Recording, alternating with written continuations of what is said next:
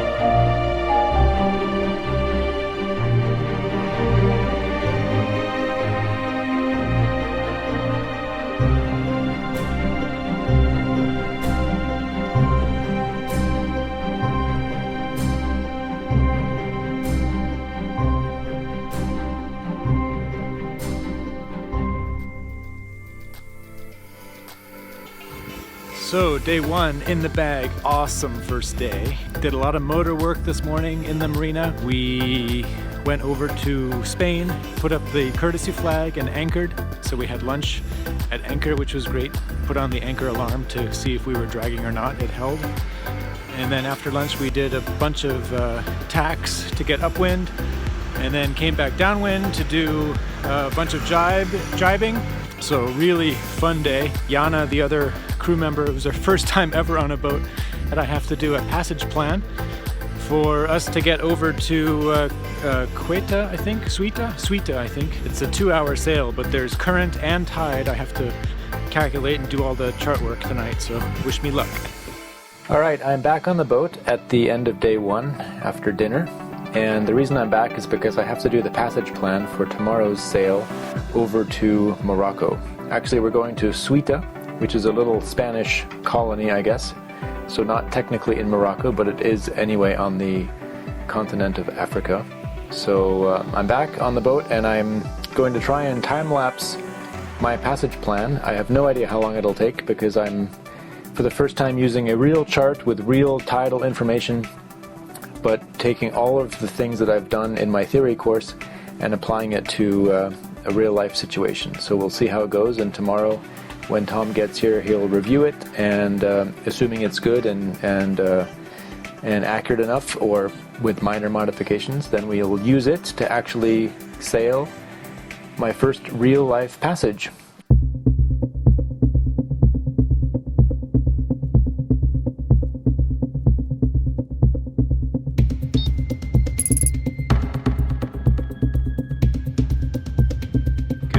Start of day 2, and Yana and I have already prepared the boat to slip, as they call it. So you'll see that in a minute, but we're just waiting for Tom, get a briefing for what we're going to do today. Probably do some stuff even down in the galley just to check my passage plan and whatnot before we actually set off today. But it's another beautiful day, and we're ready to go.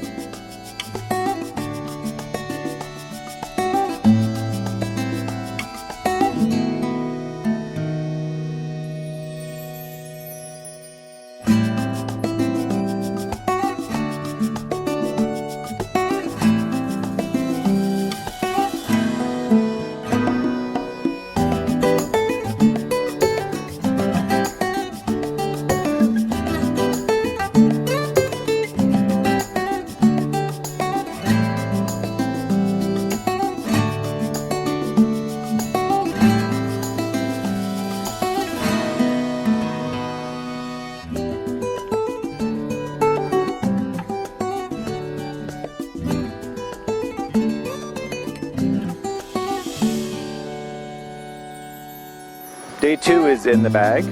We successfully made it from Gibraltar to Ceuta, and now we're in the North African coast. This is a little Spanish town on the border with Morocco. We just did a little tour in the town, checked out the little castle, and then we had a nice dinner on board. I did the passage plan for tomorrow. Tomorrow we're going to go back over to the mainland Europe and spend the night just up northeast of Gibraltar at a marina in Spain. So I finished that passage plan, took a shower at the marina on the other side, getting ready to get snuggled up in my sleeping bag, maybe read a bit more in my book. And then tomorrow's day 3.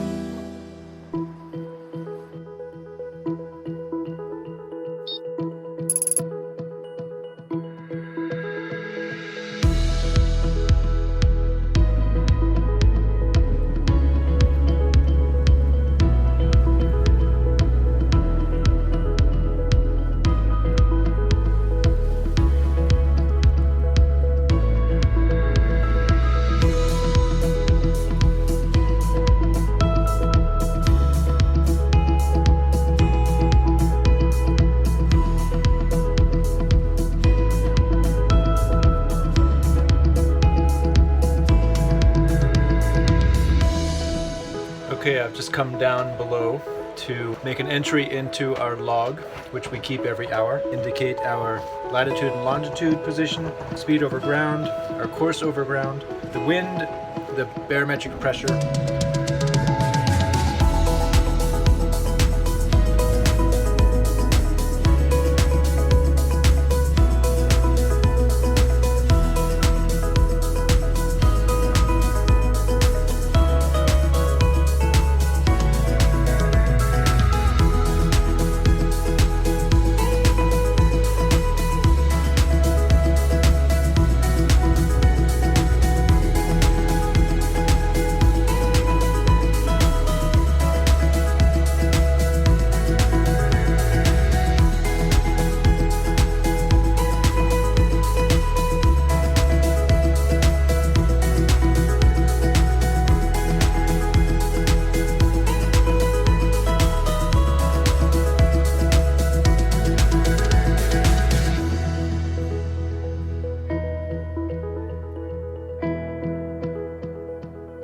Nearing the end of day 3, we've just arrived in Soto Grande.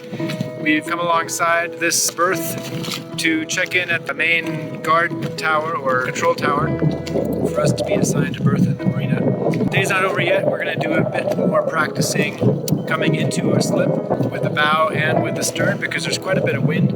So it's a good time to practice how to navigate in the marina with the wind, either pushing us onto or away from the key. Hour practice and then we can call it a day.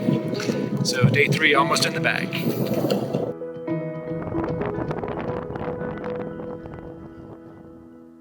Good morning. It's the start of day 4. We're still in Soto Grande, Spain, and we're getting a little bit of a late start this morning because we will be doing a night sail tonight. Not too late, just so that it's dark and we can make out the different light patterns of the different ships and also the marina entry and things like that. So I still have to do my passage plan for our little trip back over into the Bay of Gibraltar, but that shouldn't be too difficult. We're leaving in about 1 hour or so, so I better get down below and do my work.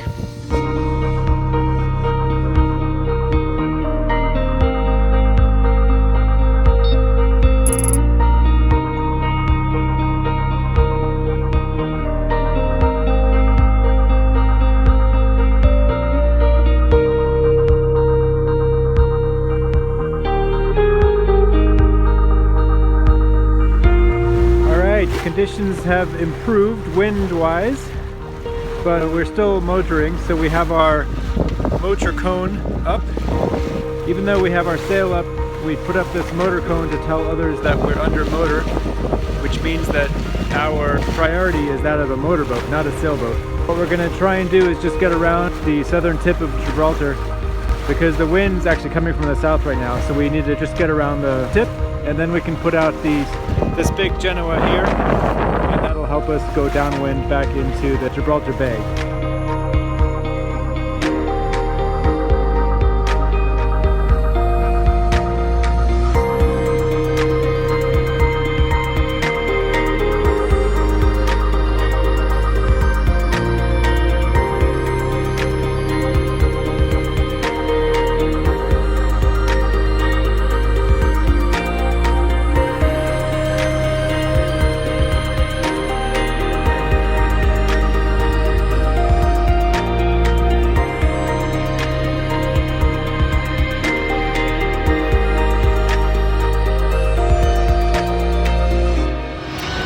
We've just arrived at Alcadesa in Spain, just across the border from Gibraltar. Tom has gone inside to check us in and get our slip number.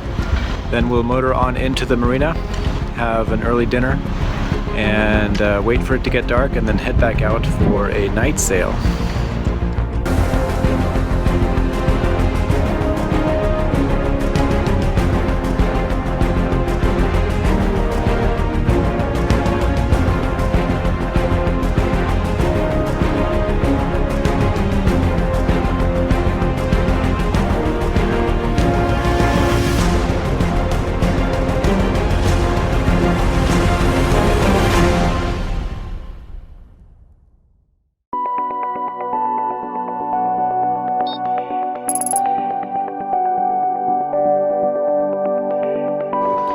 Good morning, it's day 5. It was very stormy last night.